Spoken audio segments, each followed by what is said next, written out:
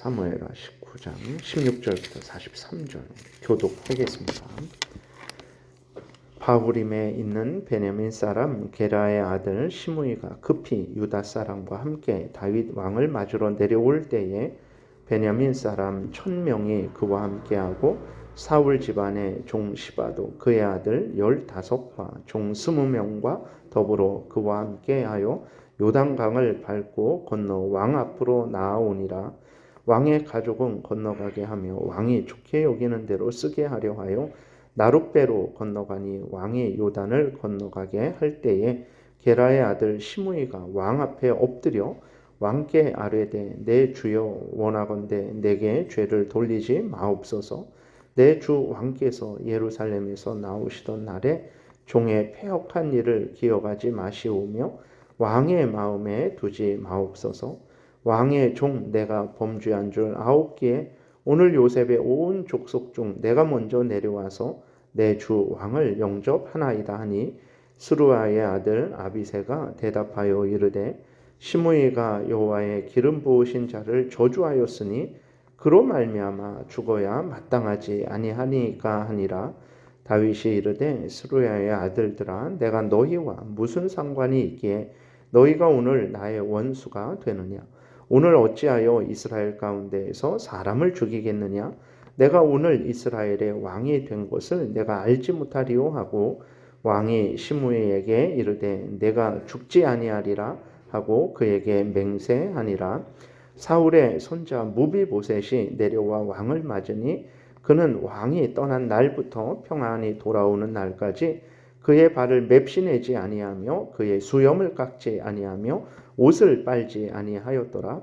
예루살렘에 와서 왕을 맞을 때에 왕이 그에게 물어 이르되 무비보셋이여 내가 어찌하여 나와 함께 가지 아니하였더냐 하니 대답하되 내 주 왕이여 왕의 종인 나는 다리를 절므로 내 나귀에 안장을 지워 그 위에 타고 왕과 함께 가려 하였더니 내 종이 나를 속이고 종인 나를 내 주 왕께 모함하였나이다. 내 주 왕께서는 하나님의 사자와 같으시니 왕의 처분대로 하옵소서. 내 아버지의 온 집이 내 주 왕 앞에서는 다만 죽을 사람이 되지 아니하였나이까. 그러나 종을 왕의 상에서 음식 먹는 자 가운데 두셨사오니 내게 아직 무슨 공의가 있어서 다시 왕께 부르짖을 수 있사오리까 하니라. 왕이 그에게 이르되 내가 어찌하여 또 내 일을 말하느냐. 내가 이르노니 너는 시바와 밭을 나누라 하니 무비보셋이 왕께 아뢰되 내 주 왕께서 평안히 왕궁에 돌아오시게 되었으니 그로 그 전부를 차지하게 하옵소서 하니라.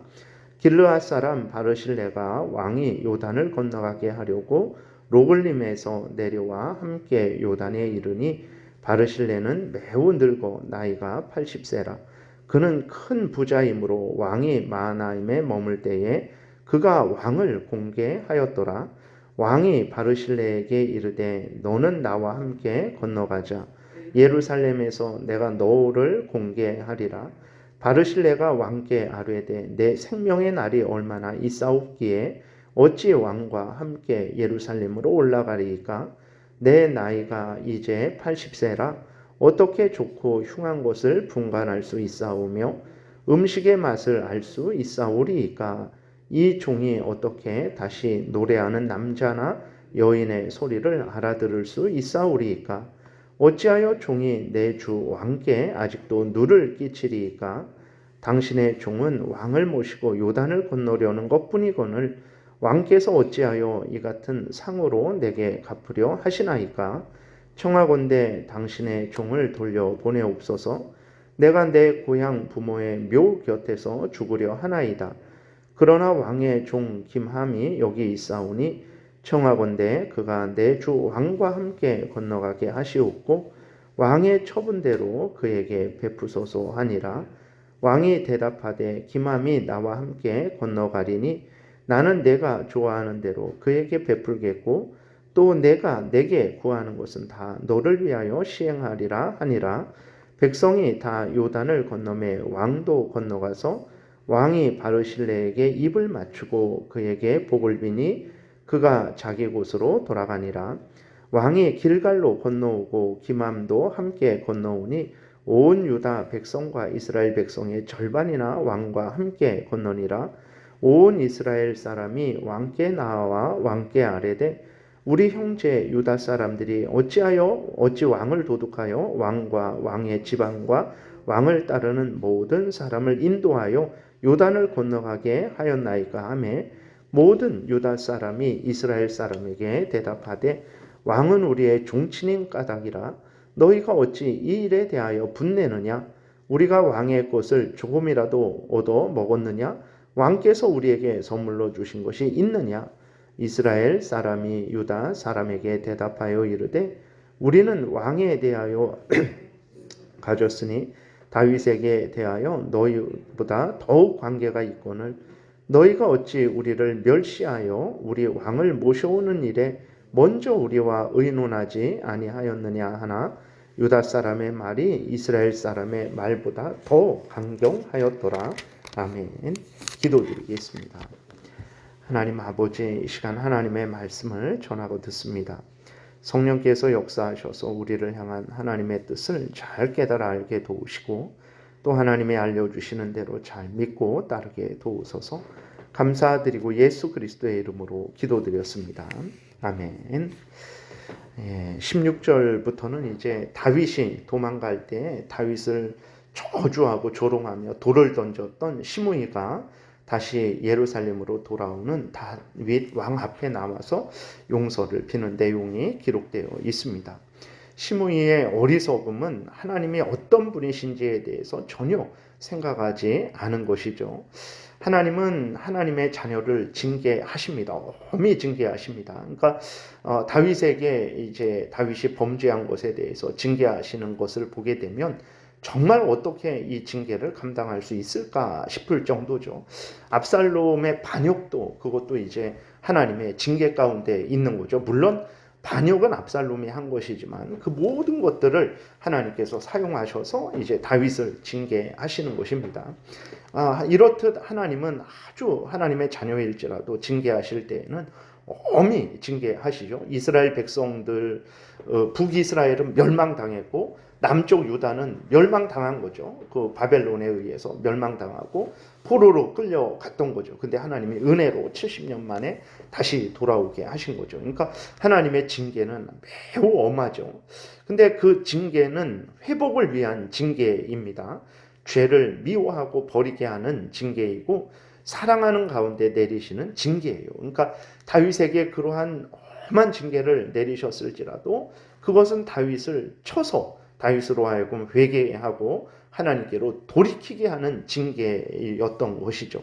여전히 하나님은 다윗을 사랑하는 가운데 징계하신 것입니다. 그런데 시므이는 징계받는 다윗을 보면서, 그러니까 재앙을 당한 거죠. 재앙받는 다윗을 보면서 하나님께 버림받은 것으로 여기고 저주했던 거죠. 그러니까 그만큼 다윗이 다시 돌아올 수 있는 상황이 아니었던 거예요. 압살롬의 반역이 그만큼 이제는 다 압살롬이 왕이 되는 차원으로 상식적으로 생각했을 때에는 그렇게 보였던 거예요. 그래서 시므이가 도망가는 다윗을 향하여 저주하고 조롱하고 돌을 던졌던 거죠. 시므이는 고난당하는 사람들에 대한 긍휼의 마음도 전혀 없었던 거예요. 그래서 이렇게 시므이는 하나님 앞에 죄를 지었고 다윗에게 죄를 졌죠. 근데 하나님의 은혜로 말미암아서 다윗이 다시 돌아오게 되니까 이제 두려웠던 거죠. 자신이 행한 죄가 죽을 죄라는 것을 알았기에 이렇게 먼저 앞에 나와서 다윗에게 용서를 비는데 아마 다윗 중심으로 이렇게 용서를 비는 것은 아닌 것 같습니다. 그래서 이제 자신의 목숨이 위험하니까 다윗에게 용서를 비는데 다윗은 자신에게 그 범죄한 시므이를 죽이지 않을 것임을 분명히 맹세를 합니다. 근데 열왕기상 2장에 보게 되면 다윗이 죽을 때 솔로몬에게 시므이의 범죄에 대해서 공의의 형벌을 반드시 행할 것에 대해서 당부를 이제 하게 하는 것을 보게 되죠.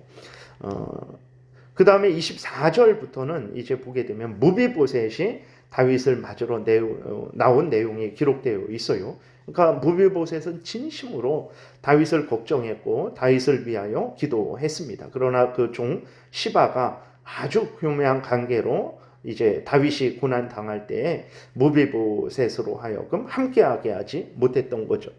다윗은 이러한 자세한 내용을 들었습니다. 그런데도 종 시바를 벌하지는 않았어요. 그냥 아마 이 날이 복된 날이니까 시므이도 죽이지 않을 정도니까 시바를 용서하는 것은 뭐 그렇게 사면을 해준 듯합니다. 그러나 시바에게 주었던 땅의 반을 무비보셋에게 다시 돌려줘요. 그러나 무비보셋은 더 이상 욕심을 내지 않습니다. 그러니까 죽을 수밖에 없는 자신을 다윗이 살린 것이고 또 왕의 상에서 먹게 했고 또 다시 다윗이 예루살렘으로 돌아오는 것으로 만족했기 때문에 더 이상 뭐 이렇게 어떤 종 시바에게 원수를 갚고 그 다음에 자기 땅을 찾고 이런 것에 대해서 크게 뭐 이렇게 신경을 쓰지 않는 것을 우리가 또 무비보셋이 행한 것을 보게 됩니다.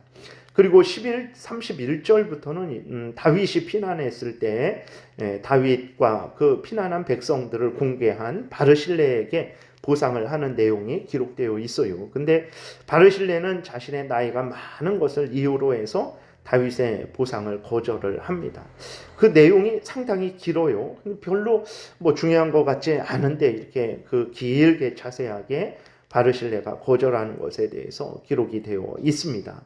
하나님께서 왜 이렇게 길게 기록하셨을까 생각해 보면 구체적으로 나와 있지는 않지만 아마도 선행을 베풀 때 다른 사람에게 보상을 바라지 않는 것을 하나님이 그렇게 기뻐하셔서 그런 듯합니다. 그래서 바르실레가 선행을 베풀었지만 그 보상을 바라고 선행을 베푼 것은 아니죠. 그래서 다윗이 보상을 할 때에 바르실레가 아주 이렇게 극구 거절을 한 것입니다. 그래서 우리들이 마땅히 가져야 될 마음이 어떤 마음일까? 바로 바르실레 같은 마음이죠. 그러니까 우리가 뭐 어떤 하나님 앞에 헌신을 하든 아니면 다른 성도들을 위해서 이 성도들을 섬기든 우리들이 가져야 될 마음은 참 이렇게 어떤 보상을 바라고 하는 마음이 아니라 그냥 이렇게 하나님이 우리를 은혜로 값없이 용서해 주신 것처럼 우리도 그렇게 하나님을 향해서